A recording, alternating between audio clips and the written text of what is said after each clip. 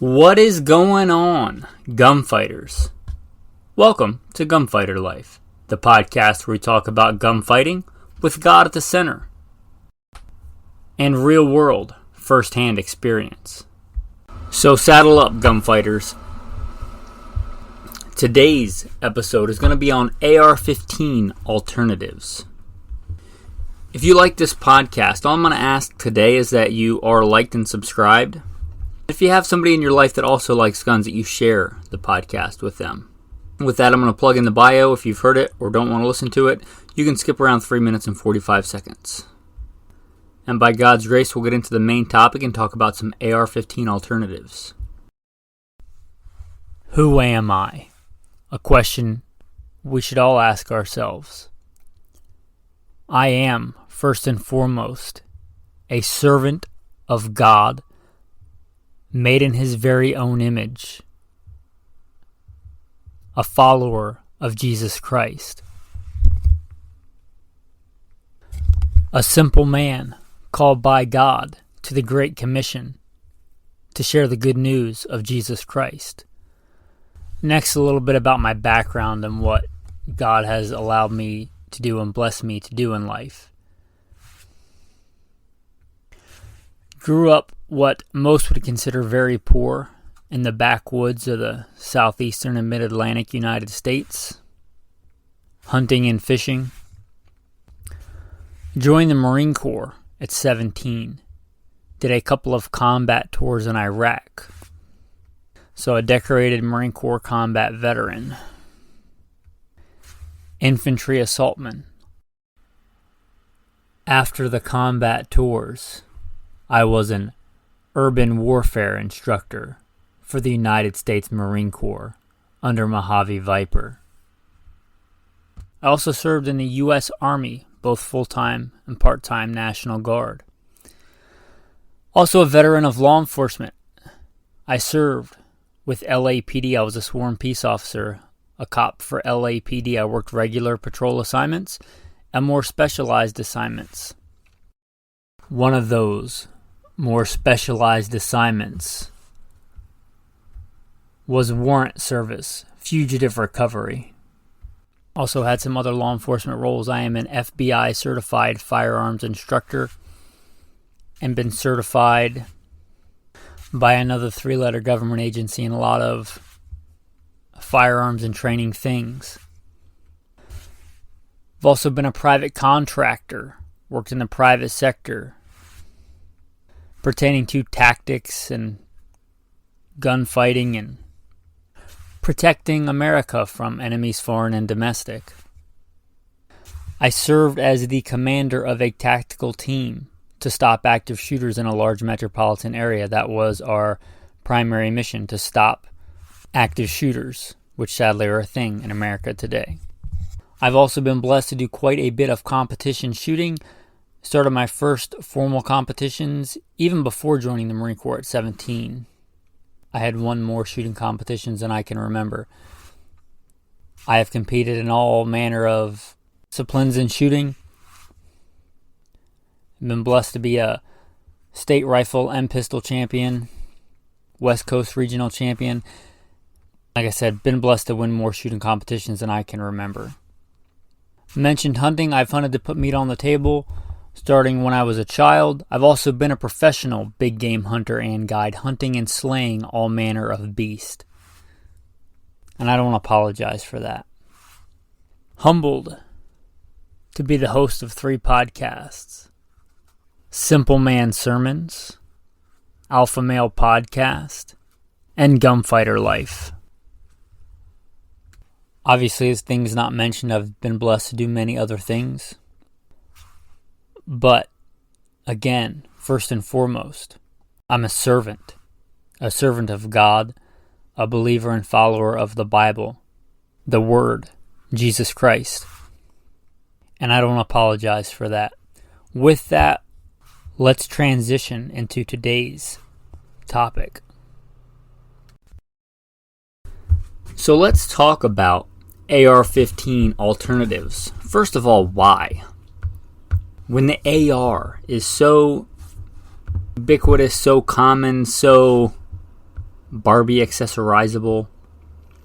Why would you want anything other than an AR-15? Is that, borderline gun heresy? Well, I'd say no. First of all, sometimes you just want to be different. You know how many pair of blue jeans I own? 0. When I was the commander of a tactical team and was working covertly, clandestine ops, or getting intel, doing recon missions, I bought and owned a pair of jeans. Call it Gucci Flage, Yuppie Flage, whatever it was to blend in. As I didn't need them anymore, I don't have them anymore. Everybody wears blue jeans, and they're cotton, and they're blue, one of the most commonly seen colors by wildlife. One of the least occurring colors on the landscape in nature. I thought about that the other day. Maybe I've always had this streak of being different from most people, or wanting to be different, or I just am different and I don't care. I remember even back in high school, I didn't wear jeans. I wore corduroys. Even now today, I don't wear jeans, and I don't normally wear tactical pants either. So you might be saying, who cares? I don't care about your pants. Talk about guns. And I'd say fair point. So the AR-15 does have a few shortcomings. It always has. That old adage of it goes to the bathroom where it eats. All that hot gas, that dirty gas, gets cycled down the barrel into the fine moving parts of that gun. I had a catastrophic failure during the war with my AR-15. Meaning, like, you couldn't fix it with simple malfunction drills. It wasn't even a bolt override. It was a legit failure. Like, you weren't fixing it without going to an armorer. I have seen other men. I saw one in the world of private contracting. Same thing, catastrophic failure. Anyway, there are some downfalls with it. I'd be honest, I don't particularly like the operating system. Can an AR be reliable? Yes. They can be outstandingly reliable, especially compared to, like, the fighting weapons of yesteryear. But I think you can do better. So whether you just want to be different, or you're operating in an environment in which that operating system is not advantageous, or another reason I just thought of, legality. You're stuck in a place and you're not willing to move where you can have normal guns. For whatever reason, they've deemed a pistol grip to be bad. You may look at some of these other alternatives. There are many reasons. With that being said, a few caveats. I'm not going to consider the AK, the original AK, like an AR-15 alternative. It's probably its biggest competitor, but I'm considering alternatives something that fires the same round or very similar high velocity, 22-ish caliber round, with similar capabilities. Detachable box magazine, semi-automatic, so sorry Steve, no scout rifles. And again, it has to be a small bore, high velocity round, so sorry Pat, no Kel-Tec sub 2K. The patrons will get those references. Anyway, I think I've rambled on long enough. Let's get into AR-15 alternatives. Are they in order? Yes, they're in the exact order that I wrote them down in. The very first one, retro cool and a big competitor back in the 80s and the 90s, the Ruger Mini 14, one of my favorite rifles. The Mini 14 Ranch rifle is awesome. If you don't know about it, you've only ever been in the world, you're a veteran of the military, or you're just getting into guns and all you know is black AR-15s and Glock 19s. There's a whole other world out there. Mini 14s are awesome. Think of an M14, a big full-size battle rifle with that same operating system, very similar to the M1 Garand, not exactly, but scaled down. That's why it's called the Mini 14, to fire the .223 or .556 round. They've been around a long time. As I understand, some of the generations are better than others as far as accuracy goes. But for most actual working applications, they're just fine in accuracy. I use these in law enforcement, and I often honestly preferred them to even the full auto Car 15 that I had sometimes. Not all the time, but sometimes. I like them. They're a good weapon. They're a good rifle. They point naturally. They handle well. I don't want to overlook that pointing well and shooting well and the ability to mount good quality optics on there. AR-15s didn't always come with flat top rails. My Car 15 had a original carry handle, like an A1 carry handle, and if I wanted to mount an optic, you had to put a gooseneck on there.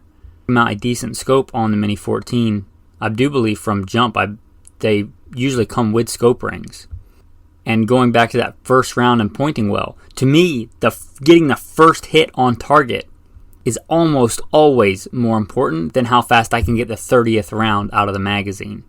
So the Mini 14, if you're looking something a little bit more classic, something that is very, very capable and is less scary looking and maybe legal in your area where an AR-15 is not, and you have to get some kind of crazy Franken AR to make it legal, you may just look at a Mini 14. They're an awesome gun. If you want that crossover hunting or working man's rifle that could also be pressed into a, let's say, defensive rifle, I think that might be your jam. That might be the rifle for you. They're beautiful. They're well made. They've been around a long time and they're still going. The Mini 14. I won't even call it a disadvantage, but one of the slower things about them is that you have the rock and lock magazine like an AK, which if you're going for pure speed, like, it's not going to hold up in a competition. If you're talking practical use, I kind of like that rock and lock magazine because I have had magazines pop out hiking, hunting, things like that. If you have a quick detach magazine, it can work against you if you're crawling around on the ground or have it slung behind your pack or in your pack or something like that. You can lose that magazine. That's not good. That rock and lock is a pretty secure system, and they have the flush fit rock and lock magazines in the Mini. Again, if it's your primary thing for like hunting coyotes or hogs or something, that magazine that's not going to fall out or get in the way or get hung up on stuff, that's a big deal. I like that. Anyway, the Mini 14 is our first alternative to the AR. Retro, cool. Let's get into the budget option, and a really good one, the Kel-Tec SU-16. These are cool. Sample size of, I've seen a few around, but sample size of one that I've actually used, and it wasn't mine, it was a friend's. He has probably way more guns than I do, but he's not what I would consider a gunfighter. He doesn't practice often. He wanted me to take it out and run it and sight it in for him and get it all ready for the alpaca lips. So I did that, and I ran it, and I was really impressed with it. The Kel-Tec SU-16, if you don't know, is kind of a suitcase or backpack gun. It folds in half. Some of the models do and some of the models don't let you fire the gun when it's folded in half. It would be a really great truck gun. It would be a really good backpack gun. Again, it's light. I forget how light. Let me look that up real quick. Now, the first number that popped up is 4.7 pounds. I'm sure different models weigh different amounts. But 4.7 pounds, there are some ARs that weigh that little, but not many, and the ones that do are generally really expensive. 4.7 pounds, that will be a fantastic backpack gun. Probably shouldn't have done this episode. Now I kind of want one, and I'm a budget option. My budget right now is not buying guns because I'm trying to get this podcast successful. I've not bought guns in quite a while. But if I was looking for a backpack gun or a different kind of truck gun, my truck gun, if you don't know, is generally a 12-gauge shotgun. If I was looking for an AR style, high velocity, low caliber round, that Kel-Tec, it's a good gun. The one that I used anyway, sample size of 1, it was a good gun, and it doesn't have the same operating system. It doesn't put the gas back into the small working parts of the operating mechanism. One thing I have against it is it doesn't have a chrome lined barrel, and from what I think, it just has a blued barrel, which depending on your environment might be a deal breaker for you. Not sure how good their finish holds up to like humidity and salt of, let's say, Georgia or somewhere like that. But it is a light, handy, foldable gun, and it will be a fine choice for a lot of applications. It's kind of a sleeper. A lot of people don't even know that it exists. If they do, they write it off because it's made by Kel-Tec. Kel-Tec does make some guns that are less than reliable, but I don't think the SU-16 is one. I think it's a fairly reliable gun, at least from my experience and what I know. I'm sure they can be unreliable, but then again, an AR can certainly be unreliable, depending on who makes it and what model, or you just get a lemon. Anyway, the Kel-Tec SU-16, pretty cool, pretty innovative. It seems like a fine gun. Next, we'll get into, like I said, the AK-47 is kind of the big competitor, but I see them as not really direct competitors. I'll be honest, and I've said this before, I think the 7.62x39 is it is the quintessential intermediate round. That being said, it is not ballistically comparable, really. I know it gets compared because there's the two big players on the field, but it's a different cartridge. It's different ballistics. I'm not going to put that on the table. I've done a whole other episode, I do believe, in the past on AK versus AR. But the AK-74, by contrast, is not the same round, but a very similar high velocity, small caliber round. The 5.45x39. If you want to hear more about that cartridge, you can listen to an episode that just premiered, Cartridges of the Motherland. Anyway, it is a very real competitor to the 5.56. An AK-74, I'd say, would be a direct competitor. The only issue is, for a time the ammo is cheap. I don't know how cheap it is or available it is anymore. There are, and I'm not an AK sommelier, there are some really good, and I'm sure really crappy, AKs in 223. There are some legit militaries that use AKs in 5.56 NATO. So it's not, again, tactical heresy to have an AK in 223. They make some really good ones. Again, they make some really crappy ones, so do your due diligence. That's why I'm not going to go into models and makes and this and that. But they do make really good AKs in 223. In fact, some of the high-end makers make really good, let's call them semi-custom AKs, make them in 223. It's a good option. And if you like that reliability and forgivingness of neglect, let's call it, of the AK, you can get one in 223, and you can get one that's more readily able to mount optics. So if that is what you want, they do make those, and there's nothing wrong with an AK in 223. Now let's talk about the not-so-budget option in the room, the SCAR 16. I have a lot of experience with the SCAR 17. When I was a commander of a tactical team, it was my go-to. I've done quite a bit of training with it. The SCAR 17, the heavy, of course, is 308, 7.62 NATO. I have done quite a bit of training and run it quite hard. And I think it is the best all-around rifle for tactical, practical use. Like, if I could only have one long gun, we all play that, at least I think we all do in this kind of world, play that mental thought experiment. Mine would be a shotgun. But if it had to be a rifle, I would pick the SCAR 17, my SCAR 17. I really like that platform. It is reliable. It is robust. The bolt on that thing looks, well, I'll say that it makes an AK bolt look dainty by comparison. The thing is a beast.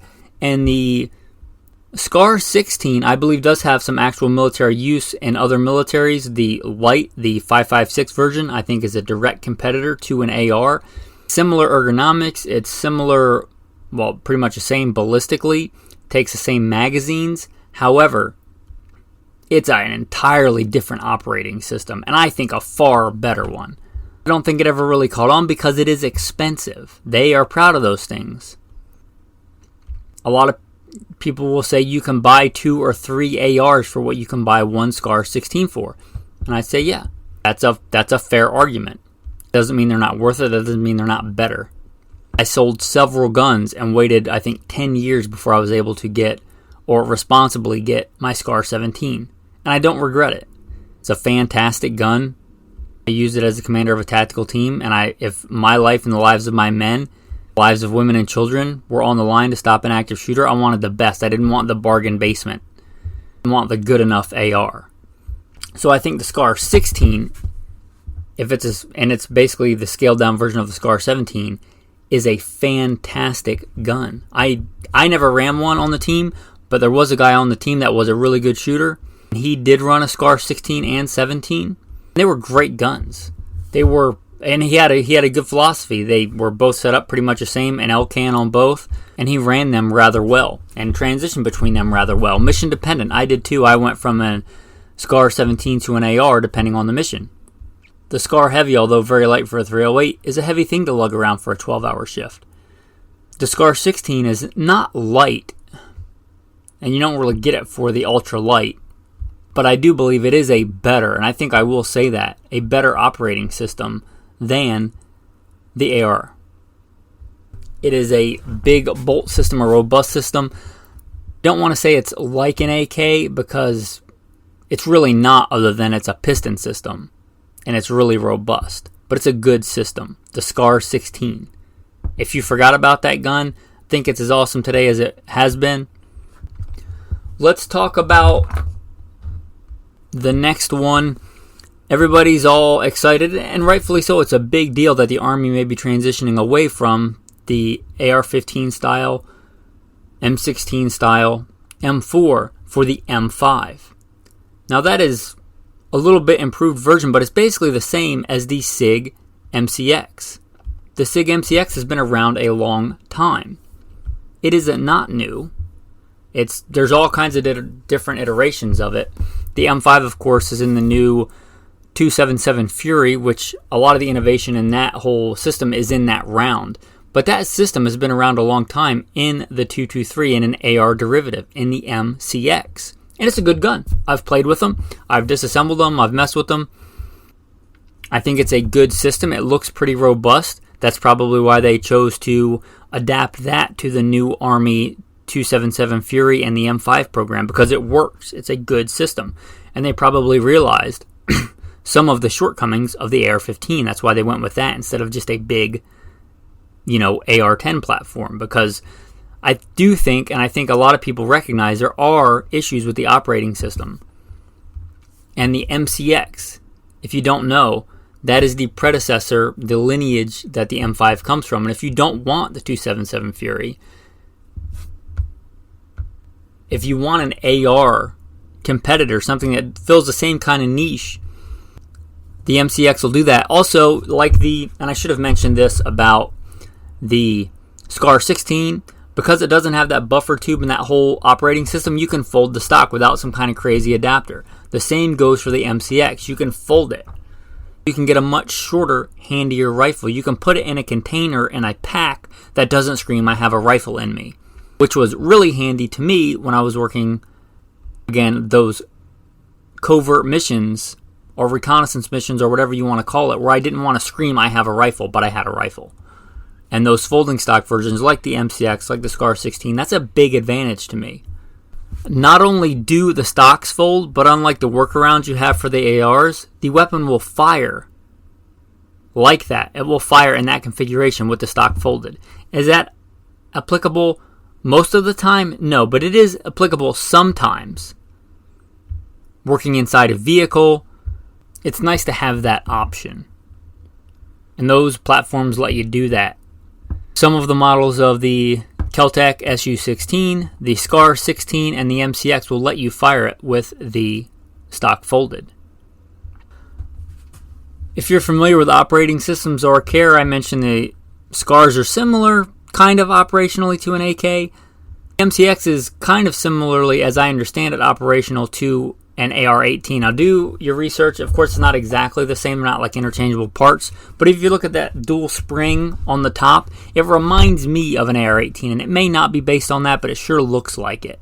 Which brings me to another competitor, the AR-18. I do believe Brownells came out with an AR-15. If you want like a retro, cool kind of gun, and you don't want the Mini 14, you might look at the Brownells AR, I think they call it the AR-180. Basically a new manufacturer of an AR-18. Anyway, those were good guns in the day, and I'm sure that one's a good gun now. I don't know too much about it, so I'm just going to briefly mention it, because it kind of ties in with the MCX. If I were going for a modern version of that, I would probably go with the MCX. I will mention another one. I know a couple of guys that had them. I think they were more of collectors than actual hardcore shooters, so I don't know how hard they ran them. But as I understand it, when the patent ran out on the SCAR 16, 17s, CZ makes something similar in the Bren. It looks to me very, very similar, if not an almost exact copy of the SCAR. So if you want a SCAR, if you really like the SCAR but you don't have the money for a SCAR, this may be an option. I don't know if it's as good a quality as the SCAR, but as far as any other experience I've had with CZ, they make really good stuff. Anything from their hunting shotguns to their pistols to their rifles. So I assume this is a good gun. Again, I would wait for it to be out a couple of years and get run through its paces by some people that actually know what they're doing before I trusted my life to it. But it is an option and it is on the table.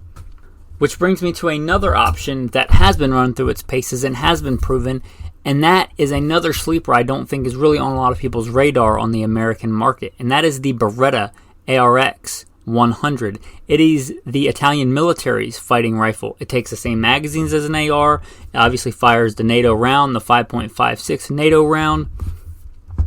Similar mags, similar ergonomics, very modern.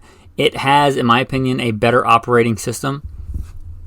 By all accounts and everything that I've ever heard about it, it is ridiculously reliable. It's designed to be able to run even without any lubrication. Which, try that with an AR and see how long that lasts you. It might last you a little bit, but it's not going to last you a really long time. I think it's a really cool rifle. I don't own one. Again, I haven't bought a new gun in quite a while. If I was looking for an AR-15 alternative, which I'm not, I would be looking long and hard between the SCAR 16 and the Beretta ARX 100. I would probably lean with the SCAR 16 since I already have a SCAR 17 and I'm very familiar with it. That continuity of training and continuity of disassembly and familiarization, I probably stick with that just because of that. But it would be a hard choice between that and a Beretta ARX 100. I think it's a very underrated, very robust, very reliable gun. Beretta makes some of the finest quality firearms in the world, period. From their fine, double barrel shotguns to their pistols. You guys have listened for any length of time know what a high opinion I have of the Beretta pistol series, the Beretta 92s and all the iterations thereof. They are fine quality. They do great jobs on their barrels and their chrome lining. I'm sure that rifle would be ridiculously robust and really good in austere environments. Again, it is an actual military issue rifle. It's not like some civilian market thing. Not that there's anything wrong with that. It really has been tested, and from all accounts, everybody's happy with it. It is a good gun. And again, it would be a hard toss-up for me between the SCAR 16 and the ARX 100. That is going to be the last one we talk about today. And you may be thinking, well, what about the Tavor and the this thing? I left out bullpups because I said in the beginning, similar, fill the same role. I think the Tavor is a cool rifle, but bullpups have totally different ergonomics. If you want a bullpup, you're probably looking at bullpups, and they're their own thing. Maybe I'll do a best bullpups episode in the future. I don't think there's that many. But if you're looking for a bullpup, you're probably looking for a bullpup. You're probably not deciding between an AR-15 and a bullpup unless you're just a collector. If you're familiar with a manual of arms of one, that's probably what you're sticking with. When I was blessed to run the team, I had quite a few Israeli IDF guys. They liked the Tavor. I let them run the Tavor, and good for them. They're familiar with it, and I want them to run what they're comfortable with. That being said, they are not very similar in my experience to running an AR, so I don't consider them an AR alternative. They're their own thing. Not that they're better or worse, they're just their own thing. Anyway, with that, appreciate you listening this long. Please consider supporting. If you're going to buy any of these guns or even just a box of ammo, for the fraction of that cost, if you value knowledge at all as much as you value stuff, I encourage you to consider becoming a patron. Patrons get a lot of cool insider content. Some really good like shooting tips and shooting drills, and some just fun stuff that we do together. Again, if you want to be an active participant instead of a passive participant, consider that. I'll put a link to the Patreon page in the notes if I remember, hopefully. Also, you can just go to goodshepherdtraining.com. Again, goodshepherdtraining.com. I hope you'll at least consider the fraction of the cost of a box of ammo and a very, very small fraction of any of these guns we've talked about thus far. If you just want to send $1 or $2 because you like the episode, you could also just go to Good Shepherd Training and hit the Venmo link on there. You shall not muzzle the ox while it treads out the grain. With that, I appreciate you listening to all that. I'm going to throw in the tactical tip of the day. If you ever take a serious AR class, that's a good one. They will spend a large chunk of time working on malfunctions. Failures to fire, double feeds, and also triple feeds, bolt overrides. ARs have all kinds of malfunctions. The bolt override, the triple feed is not super common. It can happen. It does happen. And if that does happen, no matter how many times you tap, rack, bang, you're not going to fix it, and you're just probably going to make it worse. And the gun is not going to fire until you fix it. If you don't know what this is, it's hard to explain in an audio, but basically you have a double feed, and then on top of that, where the charging handle and the gas tube is, you have a round stuck up there. To fix this, you need something on your kit, whether that's a loose round stuck into your body armor. That's a real common fix. A spare round tucked into your body armor, or in your gun belt, your war belt, you have just a spare AR round stuck in there, or a multi-tool. But you have to get it, usually if this happens in an actual situation, you want to fix it quick.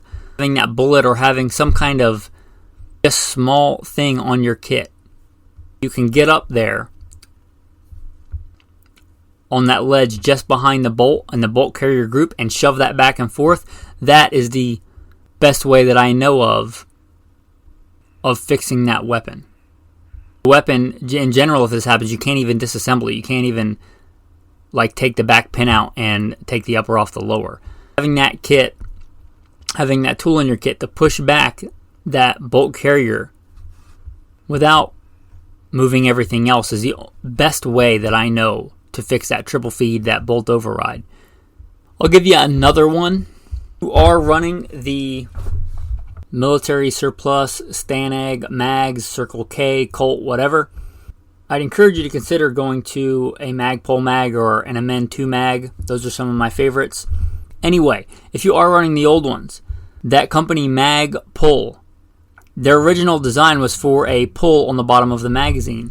It's nice to have that tab on the bottom of the magazine so you can pull it out, so you can pull it either out of your vest to get it if it's stuck real tight in a double magazine pouch, or to pull it out of the bottom of a rifle if you have that double feed or whatever. Those simple mag pulls are how Magpul got started. If you want to buy those, I encourage you to support a good American company.